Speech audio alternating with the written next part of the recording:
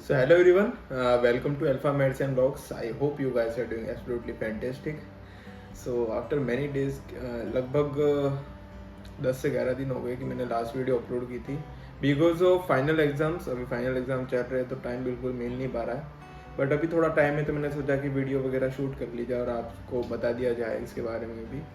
So today's video आपको thumbnail से पता चल गया होगा कि किस चीज़ के रिलेटेड है, कि हाँ मैंने क्यों MBBS चूज़ की, अगर मैंने फिलीपींस क्यों चूज़ किया MBBS करने के लिए। तो हाँ उसके बारे में बात करेंगे, फिलीपींस के बारे में बात करेंगे, यूनिवर्सिटी के बारे में बात करेंगे, बाकी और भी चीज़ें बात करेंगे। So let get this video start.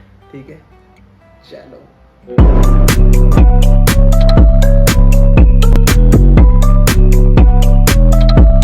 सो दोस्तों we will move step by step कि हाँ क्या क्या चीज़ें होनी चाहिए अगर आप बाहर जा रहे हैं पढ़ाई करने के लिए। आई एम नॉट टेलिंग कि you need to choose only Philippines as your MBBS purpose, but if you are willing to choose MBBS then this must things you need to know about Philippines.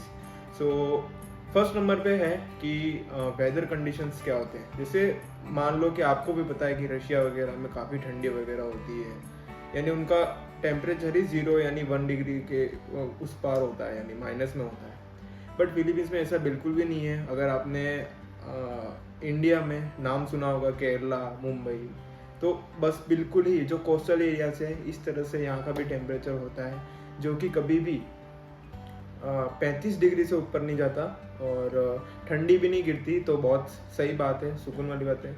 हाँ तो थोड़ी humidity वगैरह रहती है because of coastal area, तो ये वाली चीज़ रहती है। वेदर कंडीशन अगर गूगल भी करेंगे तो यहाँ से अपन गूगल करते हैं कि वेदर कंडीशंस इन फिलीपींस,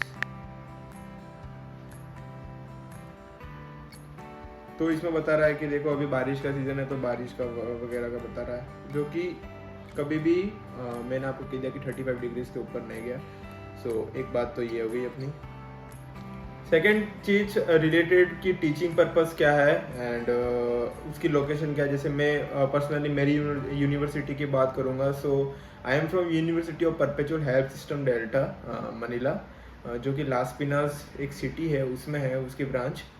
तो उसकी परपेचुअल की ब्रांचेस बहुत सारी है, लेकिन मेजोरिटी ऑफ जो इंडियन बच्चे या फिर फॉरेनर जो भी आते हैं, जहाँ से भी आते हैं, उनको यही जो एजेंट्स लोग हैं उनका यही इसी कॉलेज के साथ टाई अप है, जो कि ब्रांच लास पिनास है, तो उनको यहीं लेके आते हैं। अब बात करें अपन टीचिंग की, तो टीचिंग की अगर मैं बात करूँ तो टीचिंग अच्छी है। अभी ऑनलाइन में आप सबको पता है कि ऑनलाइन में इतना सही नहीं चलता, लेकिन ऑफलाइन जहाँ हमने पढ़ी थी तो फर्स्ट ईयर ऑफ मेडिसिन जो अपने जो MBBS होता है इंडिया में, इसको यहाँ पे MD गिना जाता है, उस हिसाब से पढ़ाते हैं। तो फर्स्ट ईयर ऑफ MD अच्छा था हमारा। एनाटॉमी, फिजियोलॉजी, बायोकेमिस्ट्री, ये सब चीज़ें तो अच्छे से पढ़ाई गई थी हमें। कैडेवर वगैरह भी दिखाए गए थे, डायसेक्शन वगैरह भी कराए गए थे, यानी प्रैक्टिकल वगैरह।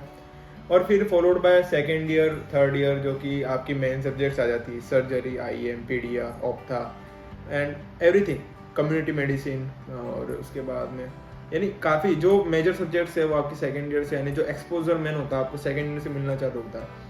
तो बिल्कुल इसलिए मैं आपको कहता हूँ कि हमेशा कि एग्ज़ाम्स एग्ज़ाम्स एग्ज़ाम्स। अगर आप फिलीपींस में आ रहे तो काफ़ी, यानी हर मॉड्यूल का एक एग्ज़ाम होता है। जैसे न्यूरो हो गया, कार्डियो, उसके बाद में रूमेटो हो गया, यानी बहुत एंडोक्राइन हो गया, तो हर चीज़ का एक अलग अलग एग्जाम होता है, तो आपको देना पड़ता है। लगभग 365 दिन आप पढ़ाई करते हो, उसमें से 300 प्लस एग्जाम्स हो जाती है सब सब्जेक्ट को कॉम्बाइन मिला के। तो एक तरह से सही भी है, लेकिन एक तरह से ये भी है कि आपको टाइम मैनेजमेंट बाद में पता नहीं चलेगा, आप स्टार्टिंग में टाइम मैनेजमेंट कर सकते हो। वीडियो को तो लेंथी नहीं बताएंगे, इसके बारे में मैं एक और वीडियो बनाऊंगा जिसमें मैं परपेचुअल जो मेरी जो यूनिवर्सिटी उसके बारे में आपको डिटेल एक्सप्लेनेशन दूंगा और बहुत ही अच्छा एक्सप्लेनेशन दूंगा, जिससे आपको समझ में आए कि हाँ क्या क्या चीज़ें होती है वहाँ जाके। ठीक है, लोकेशन की बात करूँ तो आपको मैंने लोकेशन बता दी कि लास पिनास करके एक सिटी है उसमें जो, और मनीला इसकी कैपिटल है। फिलीपींस की कैपिटल मनीला है, तो इसमें ही आता है ये सब, ये एक छोटी सी सिटी है।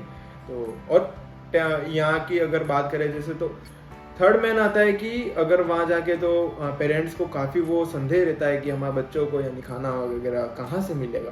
तो अगर इस चीज़ की बात की जाए तो खाना वगैरह का कोई इशू नहीं है, पहले कैंटीन्स नहीं थी, आज से 3 साल पहले 4 साल पहले जब मैं आया था तब इतनी कैंटीन्स नहीं थी।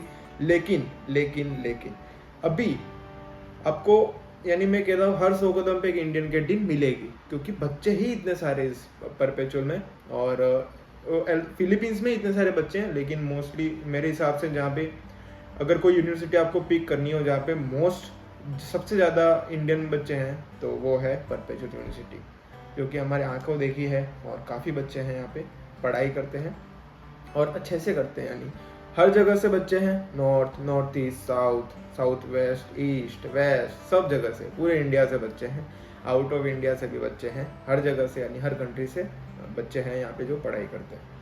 अच्छा, तीसरी चीज़ आती है कि हमारा एनमेट जो एग्ज़ाम है उसके रिलेटेड, कि आप फिलीपींस आते हो उसके बाद में आपको एनमेट एग्ज़ाम जो है उसको क्लियर आउट करना पड़ता है, then they will give you admission in MD। तो हाँ, बिल्कुल ऐसा होता है। आपको उसमें उसको कुछ पासिंग परसेंटाइल होती है, जैसे 40% होती है, आपको पास आउट करना पड़ता है, और इसके बारे में भी मैं डिटेल वीडियो डाल दूंगा इन फ्यूचर। अभी मैं आपको कह नहीं सकता कि कब डालूंगा, क्योंकि अभी फाइनल एग्जाम चल रहे, तो एक स्केड्यूल थोड़ा बिखरा पड़ा है और मन भी नहीं करता, काफ़ी टेंशन होती है तो वीडियो बनाने का भी मन नहीं करता, तो इसके कारण। लेकिन मैं पूरी कोशिश करूंगा, क्योंकि हमारे ग्रुप में जो अभिषेक है वो भी, आपने अगर उनकी वीडियो देखी होगी, जो नया जो क्यूरिकुलम है उसके अकॉर्डिंग वगैरह, तो उनका सबसे ज़्यादा, हमारे ग्रुप में सबसे ज़्यादा उनकी परसेंटाइल है 93 percentile he got in NMAT. So he will upload the video about NMAT और एक्सप्लेन करेंगे वो कि किस तरह से आपको पढ़ाई करनी है, क्योंकि 93% is not my cup of T जब मैं आया था, लेकिन अभी ट्राई कर रहे हैं, देखो क्या होता है धीरे धीरे। Fourth thing about monthly expenses, मैं ऑलरेडी, आप आई बटन देख लो और मैं लिंक दे दूंगा डिस्क्रिप्शन में, आप जाके चेकआउट कर सकते हैं मंथली एक्सपेंसेस के बारे में कि क्या क्या है। मैंने पूरा डिटेल में बता रखा है उसमें, स्टार्ट से यानी हेड टू टो मैंने पूरा उसमें एक्सप्लेन कर रखा है, तो आप जाके बिल्कुल वहाँ पे चेकआउट करें, ठीक है। पांचवी सबसे मेन चीज़ होती है कि FMG का इसका जो रेशियो है, हाँ, तो FMG का इसका जो रेशियो है वो सबसे ज़्यादा है। सबसे ज़्यादा इन मीन्स कि नेपाल और बांग्लादेश के हिसाब से कम है, बट शायद सेकंड और थर्ड, इसकी जो रैंकिंग होती है हमेशा सेकंड और थर्ड में होती है। लो FMG में पास होने वाले बच्चे इतने नहीं हैं, लेकिन फिर भी होते हैं, यानी जो पास आउट होते हैं बच्चे वो फिलीपींस के काफ़ी है।